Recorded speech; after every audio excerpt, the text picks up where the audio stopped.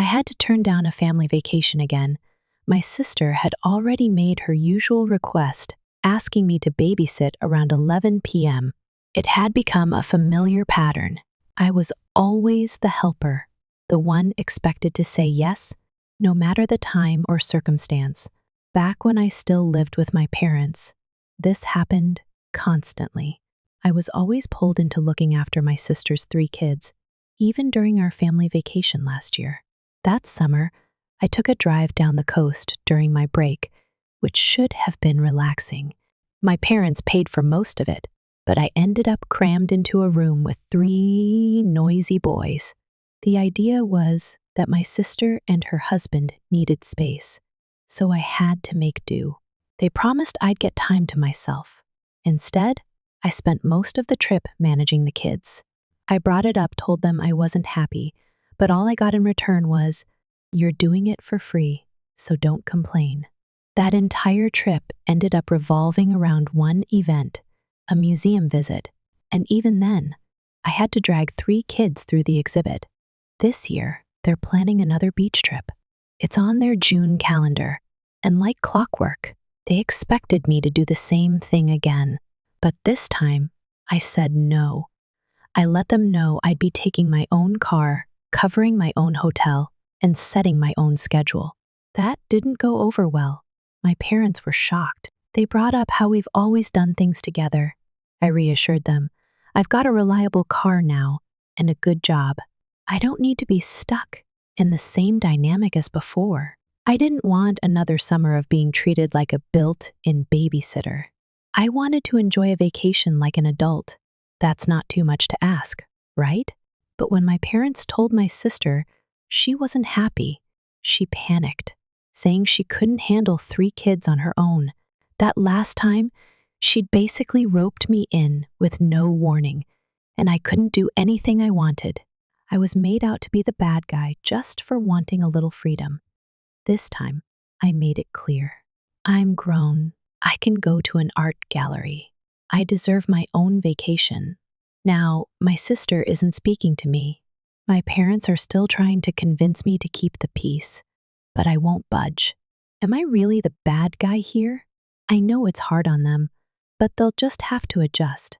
I'm not their backup babysitter anymore.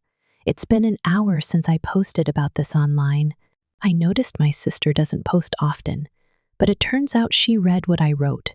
She's furious. She claims I'm being cruel for sharing this, and some people online are taking her side, saying that taking care of triplets is hard, and helping her would be the least I could do. That, since I'm single and have no kids, I should give her a break. But I stood firm. Now she's got my parents involved, and they've called me, trying to talk me down. They were surprised I shared this story online, and shocked by how many people are supporting me. They're upset, saying I embarrassed them, but I told them if they had listened in the first place, none of this would have happened. I'm not backing down. Funny thing is, all this drama started because I said I'd book my own hotel. That's when everything unraveled. Now they're arguing with each other. My sister blames me. My brother-in-law is upset. And my sister actually implied that I don't have a life, so I should just help her out on weekends. She's got a husband, a house, and a decent life. She's just gotten used to me always saying yes, but this time I didn't. And when she called me to argue, I recorded the conversation. Later, the first played it for my parents. They were furious, mostly at her. They couldn't believe what she said. The blame is falling on her now, and it should. After I played the recording for my parents, they were shocked. My sister had really shown her true colors, insisting that my weekends should be spent helping her. Because, in her words, I don't have a life. My parents were quiet for a while after that, clearly unsure how to respond.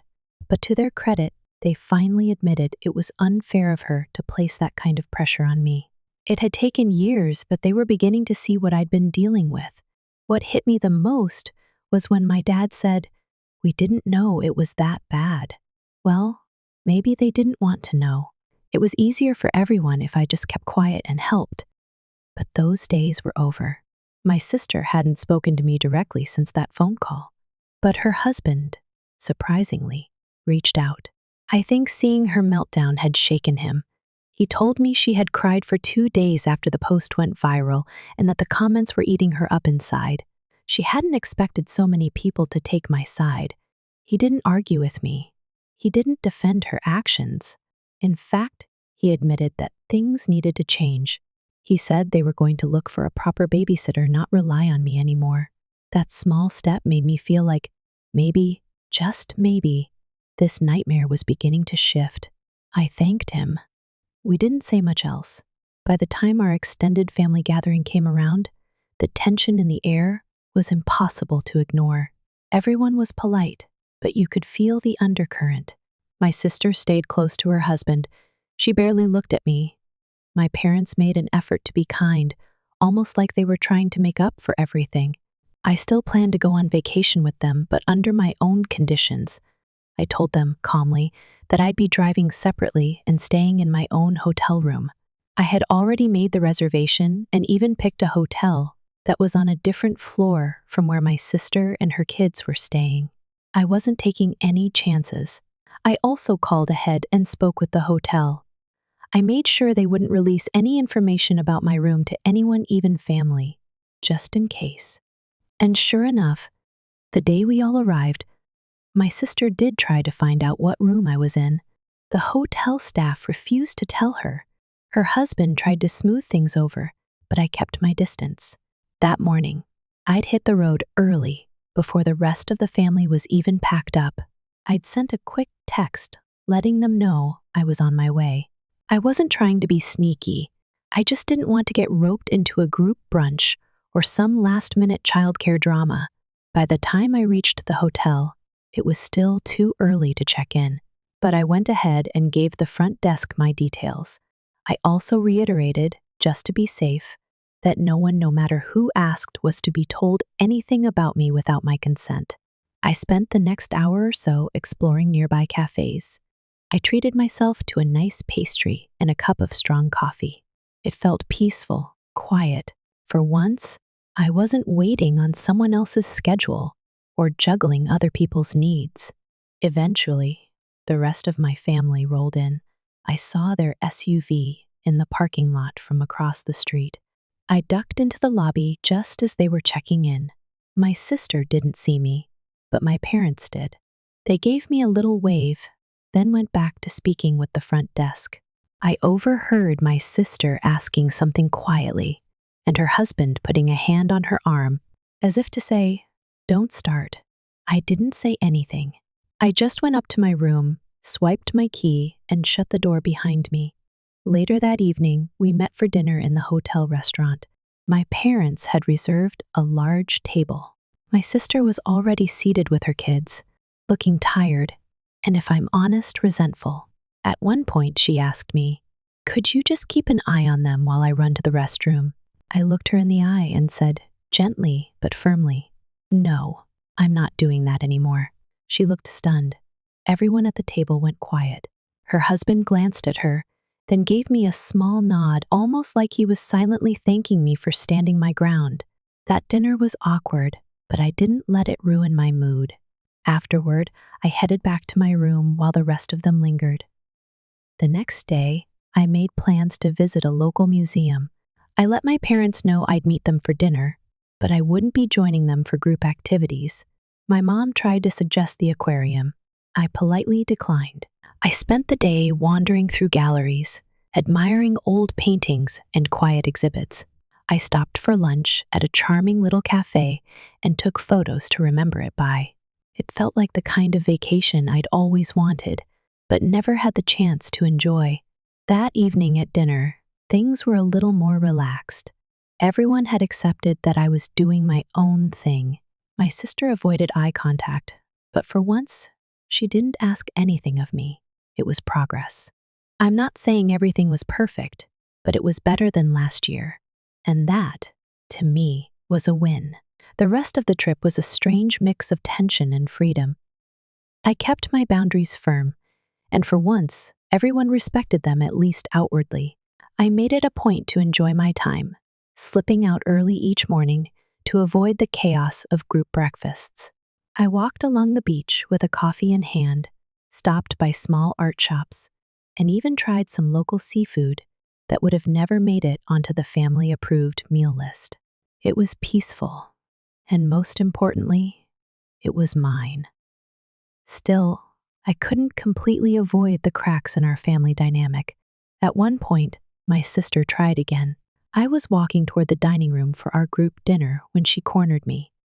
She said I was sabotaging the family vacation, ruining things for everyone.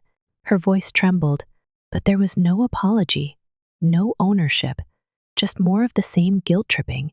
I calmly replied, "I'm not here to take care of your kids. I'm here for a break, just like you." She didn't like that. I could see her jaw clench, and for a moment I thought she might shout, but instead, she turned on her heel and walked away. Later that night, I found out she had complained to our parents again. They didn't say anything to me directly, but I overheard snippets about how he used to be so helpful, and maybe he's just going through something. That old narrative that there must be something wrong with me if I wasn't giving everything away for free. But the truth was, I was finally okay. The next day, I headed out before sunrise. No goodbyes, no group photos, just a quiet drive to a nearby town where I'd booked a solo spa session. I got a massage, sat by the pool, and read a book start to finish. When I got back to the hotel, I barely said a word to anyone. They had gone to the beach without me, and that was fine. That evening, I had dinner alone, just me. A good meal, and the kind of peace I hadn't realized I was missing all these years. I scrolled through my phone, read a few comments on my post, and smiled. So many strangers had told me that I wasn't being selfish, that I deserved rest and space. Their words felt warmer than anything my family had offered lately. That's when the guilt train came back for one final stop. My sister texted me, asking if I'd come to her room to talk. I didn't respond right away. I needed a minute to breathe, to decide if I even wanted to open that door again. Eventually, I went not for her, but for myself. Closure. When I got there, she was sitting on the edge of the bed, eyes red. She didn't look angry anymore, just tired. She started talking before I even sat down, said she was overwhelmed, that she and her husband had been fighting about the kids and the trip, and, yes, about me. She admitted that she'd leaned on me too much over the years, more than she should have, but she also said she felt like I'd humiliated her online. I let her speak. Then I calmly told her I didn't share anything that wasn't true. I didn't name names, and I didn't do it to hurt you. I did it because I needed to be heard. She nodded, slowly. I guess I just thought you'd always be there. I still am, I said, just not in the same way. I'm not a built-in babysitter anymore. Then came the moment I didn't expect. She apologized. A real, honest apology. And then she did something else surprising. She offered to pay me back. She said she'd talked to her husband, and they'd agreed to reimburse me for all the past times I'd watched the kids. She even mentioned hiring a professional babysitter going forward, so I wouldn't be put in that spot again. It didn't fix everything, but it was something. The next morning, I felt lighter. I joined the family for breakfast, and while things were still a little awkward, there was no tension. My sister didn't ask anything of me. My parents looked relieved, and I could tell, deep down, they were realizing that they had taken me for granted too. That afternoon, we all walked down to the pier together. It was the first time during the entire trip that I felt like I was just part of the family, not the helper, not the caretaker, just me. When the vacation ended, I packed my things quietly and slipped out early again, just like I had arrived. No fanfare, no drama. I left a small souvenir on the table in my parents' hotel room, a little bag of polished beach stones I'd picked up from a vendor. No note, just a gesture. And as I drove home, I felt a kind of peace I hadn't felt in years. The messages kept coming in, though friends, distant cousins, people I barely knew all weighing in after reading my post. Some were kind, some were uncomfortable, but most were supportive. That evening, I got a call from my sister's husband. He thanked me again and said he'd found a nanny to help out. He also said that my sister had started therapy. Apparently, she'd finally admitted that she had some growing to do. I hope it's true. Later that week, I went on a first date with someone I'd met just before the trip. We had a quiet dinner, and I actually talked about the vacation, not with bitterness, but with clarity. It felt good to share my story, not as a victim, but as someone who finally stood up for themselves. And maybe, just maybe, that's where healing begins. After that trip, something in me shifted. It was subtle at first, just a sense of calm, a little less anxiety when I saw my family's names pop up on my phone.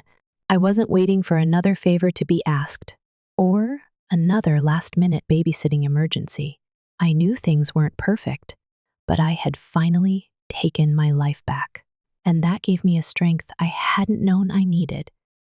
A few weeks after the vacation, my mom called me unexpectedly. Her voice was soft, like she'd been crying. She didn't launch into guilt or questions. She just said, "I read your latest post, and I think we owe you a real apology." I didn't say anything right away. I let her sit in the silence. Then she added, "We should have stepped in years ago. We just thought it was working, that you were okay." I finally answered, "It wasn't okay, Mom. I was drowning, and no one noticed." She told me my sister had been struggling too, that she hadn't handled the feedback well, that she was hurt, but also realizing how deeply she'd leaned on me. I appreciated my mom trying to make peace, but I also made it clear I wasn't going back to the way things were. I could forgive, but I wouldn't forget. I wouldn't pretend like everything had been fine. That same day, my sister called me again. Her tone was different. She wasn't crying this time. She sounded tired. She told me she'd started therapy and that it was harder than she thought it would be. She admitted she hadn't realized how much she resented me for having freedom, for being single, for not having 3 kids clinging to me at all hours. It hurt to hear, but it made sense. I told her, "I never had freedom, Emily. The first stayed home until I was 22 because I couldn't afford to leave. I took care of your kids because no one else would." That wasn't freedom, it was obligation. She didn't argue. Instead, she said something that caught me completely off guard. "You were always the strong one. I just leaned on you because it was easier than facing how overwhelmed I was." I didn't know what to say to that. I think that was the first time she'd ever admitted that she didn't have it all together. That behind the organized diaper bags and perfect Instagram photos, she was struggling too. And in some strange way, that honesty made me feel less alone. In the following days, I started pulling away from Reddit, letting the story breathe on its own. I didn't delete anything, but I didn't engage as much either. I'd said what I needed to say, and the world had heard me. Still, the ripple effects didn't stop. My brother-in-law reached out again, this time to apologize for his silence. He told me that in his heart, he'd always known they were leaning on me too much, but he hadn't known how to say it, that he hadn't wanted to rock the boat at home. I told him gently, "Sometimes, not rocking the boat makes it sink anyway." He agreed. Then he said something I'll never forget. "We're hiring someone, full-time. You won't be asked again." That promise meant more than anything.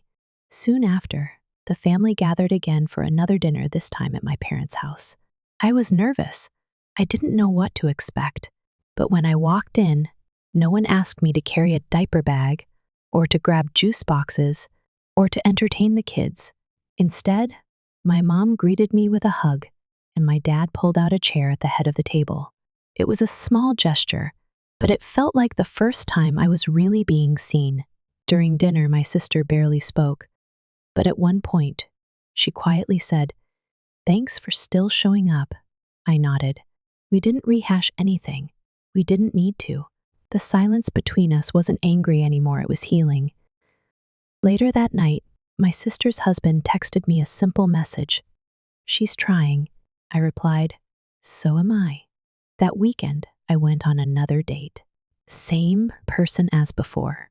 We went to a small museum, exhibit something I'd been wanting to see for years. Afterward, we had coffee and sat by the water, talking about art, travel, and the strange complexities of family. I told them a little about what had happened, and they listened without judgment, just nodded and said, "Sounds like you finally chose you." And I guess I did. The next week, my parents called again, this time with an update. They'd signed a contract with a professional nanny agency. They were paying for the first few months themselves to give my sister a chance to breathe and to take the pressure off me for good. They even joked, "You've earned a family-free vacation now." I laughed, and I meant it. Something about that made everything feel a little more balanced, like I could finally stop proving my worth by sacrificing my peace. Like my value wasn't tied to how helpful I could be. I started planning a solo getaway, not out of spite, but because I finally wanted something just for me. A quiet bed and breakfast in the mountains. Books, hot tea, no obligations, no one to watch, no one to fix, just me. And for the first time in a very long time, that felt like enough. My solo trip came and went like a dream. I stayed in a little bed and breakfast tucked into the mountains, surrounded by pine trees and quiet trails. Mornings started with the scent of fresh coffee and warm pastries, and the only sounds were birdsong and the gentle creak of old wooden floors. I read books by the fireplace. I went on long walks with no one needing anything from me. I didn't answer my phone unless I wanted to. And most importantly, I didn't feel guilty. That feeling surprised me. For years, every break I took came with a sense that I was letting someone down, like if I wasn't on standby, I was somehow selfish. But during this trip, something shifted inside me. I realized I had spent a long time being needed, but rarely seen. And now, finally, I was reclaiming space just for myself. When I returned home, life didn't magically become perfect, but it was quieter. My sister didn't call me with requests anymore. My parents didn't guilt me for saying no. My brother-in-law even followed through with hiring a full-time nanny. And while I didn't talk to my sister every day, the conversations we did have were different, less entitled, more measured. Sometimes awkward, but honest. One afternoon, my mom stopped by unexpectedly. She brought over a small photo album she'd made, just a few family pictures from over the years. Some included me, some didn't. But what struck me most was the one she'd put on the first page. It was from the beach trip, just me, sitting by the water with a book in my hand, looking completely at peace. She smiled and said, "You looked happy. I thought you should have that." I thanked her, and we sat in silence for a while. Then she added, "We should have asked what you needed a long time ago. It wasn't a grand apology, but it was real. And sometimes, real is more than enough." A few weeks later, my sister called again. She said therapy was hard, but helpful. That she was starting to understand why she had always expected me to step in. She told me she realized she had learned that pattern from our parents, that help always came from the youngest, the one without kids, the one they assumed had time. She asked if we could go for coffee. I said yes. We met at a small cafe downtown. She arrived late, juggling her purse and a diaper bag even though she wasn't with the kids. She apologized for being frazzled, and for once, I believed she meant it. She said she'd been reflecting a lot, that she missed having me in her life, not as help, but as her brother. She even admitted she used to envy me for having freedom, but never thought about the cost of it. We talked for almost 2 hours. It was the most real conversation we'd had in years. She didn't ask me for anything that day, not even forgiveness, just time, presence. I could give her that. When I got home, I found a text from my brother-in-law. "Thanks for meeting with her." "It means a lot," I replied. "I'm trying." We all are. It didn't erase the years I'd spent as the default helper. It didn't make the countless babysitting weekends disappear, but it did start to change the narrative. One morning, I woke up to a message from my sister. She'd sent a photo of her kids playing in the backyard, followed by one line, "The nanny's doing crafts with them." I finally had time for a nap. I smiled. Later that week, my dad called. He told me they were proud of me for standing my ground, for speaking up, for forcing the family to grow. He said something I'd never heard before. "We should have supported you, too." It was the kind of sentence that clings to your heart. He said they were planning another trip in a few months, but this time, everyone would handle their own arrangements. No assumptions, no expectations. He told me I was welcome to join, but on my own terms. I told him I'd think about it, and I meant that too. Then something unexpected happened. My sister sent me money. Not a huge amount, but enough to cover some of the times I'd watched the kids for free. She called it a late thank you.